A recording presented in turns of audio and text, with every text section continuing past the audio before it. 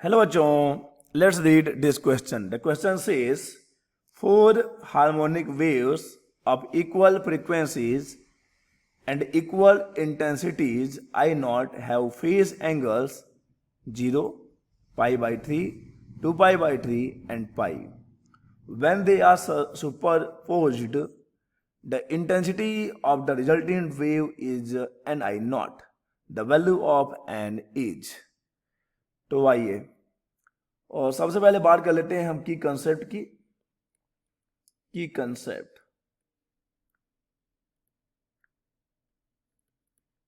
देखो ये क्वेश्चन है इंटेंसिटी ऑफ द वेव पर, and we know that intensity of the wave यानी कि आई क्या होता है बच्चे, उसके एम्पलीट्यूड के स्क्वायर के डायरेक्टली प्रोपोर्शनल होता है। यही तो मास्टर की है इस क्वेश्चन को सॉल्व करने का। वेव की जो इंटेंसिटी होगी उसके एम्पलीट्यूड के स्क्वायर के प्रोपोर्शनल होती है। Okay, so I is proportional to a square, I is proportional to a square. Okay, intensity of the wave. तो चलिए अब आ जाते हैं अपने क्वेश्चन पर। हमारे पास फोर हार्मोनिक वेव्स हैं जिनकी फ्रीक्वेंसी सेम है और इंटेंसिटी भी सेम है आई नॉट, जिनका फेज एंगल है। तो आइए हम क्या करते हैं, पहले फेजर डायग्राम बना लेते हैं इनका। ठीक है, फेजर डायग्राम बना लेंगे फिर हमारा काम हो जाएगा। इसको सीधा लाइन बनाना है हमको। चलिए फेजर डायग्राम बनाते हैं। तो अगर हम पहले वेव की बात करते हैं, देखो अगर इंटेंसिटी सेम है, एक बात और ना, इंटेंसिटी सेम है तो उनका एम्पलीट्यूड भी सेम होगा, क्योंकि वेव की इंटेंसिटी क्या होती है, उसके एम्पलीट्यूड के स्क्वायर के प्रोपोर्शनल होती है। तो अगर इंटेंसिटी सेम है तो एम्पलीट्यूड भी सेम होगा। ओके, तो पहले वेव का जो फेज है दैट इज जीरो। पहले वेव का फेज है जीरो, तो पहला वेव चलो हमारा यहां कहीं आ जाएगा। ये हमारा पहला वेव, ये हो गया पहला वेव हमारा। एम्पलीट्यूड ए नॉट ही रहेगा बच्चे। ओके, इसका फेज जीरो है, इसका फेज जीरो है। अब दूसरा वेव कितने फेस एंगल पे है बच्चे, दूसरा वेव कितने फेस एंगल पे है, पाई बाई 3 के फेस एंगल पे। दूसरा वेव इधर कहीं आ जाएगा, ये हो जाएगा ए नॉट, ये भी होगा, उसका भी एम्पलीट्यूड ए नॉट होगा, लेकिन इसका फेस एंगल कितना है बच्चे, फेस एंगल है पाई बाई 3, इसका फेस एंगल है पाई बाई 3। अब ये हमारा जो थर्ड वेव है, थर्ड वेव का फेस कितना है, 2 पाई बाई 3 है, यानी कि 2 पाई बाई 3, तो पाई बाई 3 कितना हो जाएगा बच्चे, तो 120 के आसपास आएगा ये।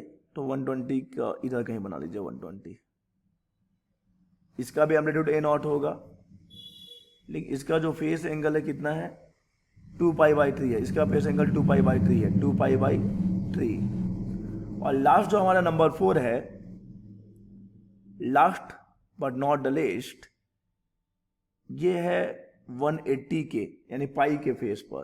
पूरा मतलब यहां से लेके यहां तक जो है वो पाई फेस है, ये भी ए नॉट है।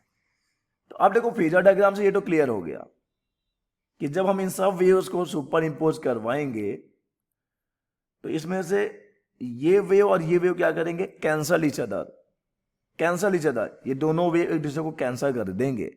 तो अब हमारे पास केवल दो वेव बच जाएंगे, एक जो कि पाई बाई 3 फेज पर है और एक जो 2 पाई बाई 3 फेज पर है। और इसमें भी हम एक काम ये कर सकते हैं कि जो हमारा ए नॉट और ए नॉट, ये जो वेव बचा है जो पाई बाई 3 और 2 पाई बाई 3 पर है, इसको हम रिजॉल्व कर सकते हैं। ठीक है, देख लीजिए पाई बाई 3 है यहाँ से, तो ये यहाँ से कितना एंगल बना रहा होगा, ये भी यहाँ से पाई बाई 3 बना रहा होगा, तो दो कंपोनेंट मिल जाएंगे, दोनों ही वेव के दो कंपोनेंट मिलेंगे, दोनों ही वेव के। ये देखो एक मिलेगा इधर a naught cos, a naught cos pi by 3 मिलेगा, और इसका मिलेगा a naught cos pi by 3,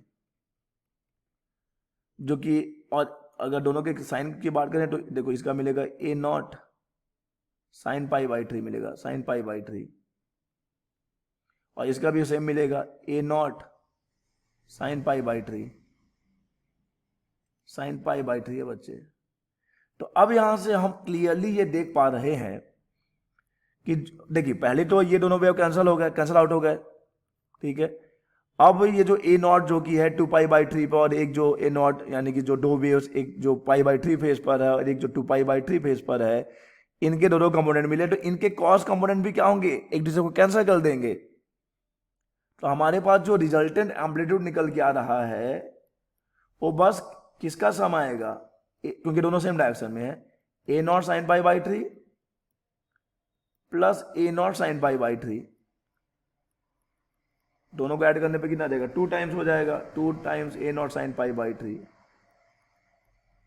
और इसकी वैल्यू कितनी हो जाती है बच्चे, कॉस सॉरी साइन 60 की वैल्यू हो जाती है √3/2, तो ये हो जाएगा √3/2 और ए नॉट टाइम्स, तो आ गया जो रिजल्टेंट एम्पलीट्यूड निकल कर आया है और √3 टाइम्स ऑफ ए नॉट है, ये रिजल्टेंट एम्पलीट्यूड है।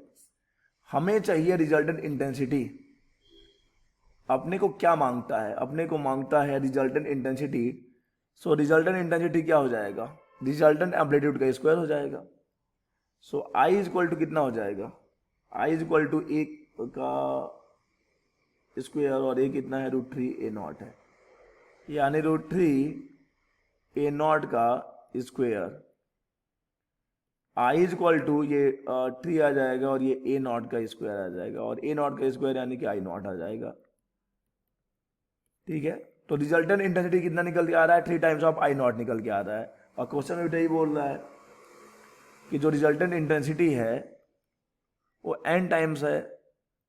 तो अगर हम कंपेयर करेंगे तो हमको n की वैल्यू क्या मिल जाएगी, हमको n की वैल्यू मिल जाएगी, n की वैल्यू मिल जाएगी 3। So the value of n is 3, the value of n is 3, यही हमारा आंसर है।